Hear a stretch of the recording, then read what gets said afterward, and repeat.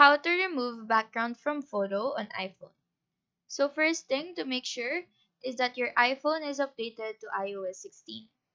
Go ahead and open settings, click on general, proceed to software update, and in here you can check if your device is already up to date.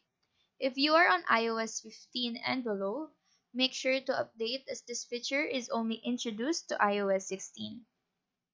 After updating, go open your photos. Click on a photo that you want to remove the background.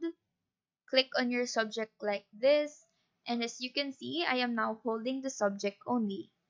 Now what we want to do is to save it or send it to anyone.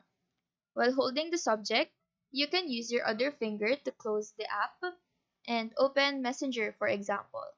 And in here, once the green plus icon appears, you can drop your subject.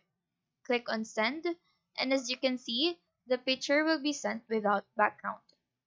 Now, another way to do this is to hold your subject again, let go, click on copy, and paste this wherever you want. Or you can also choose share. You will be able to share this directly and choose where to share it. Or you can click on save image and then you will have a photo without the background.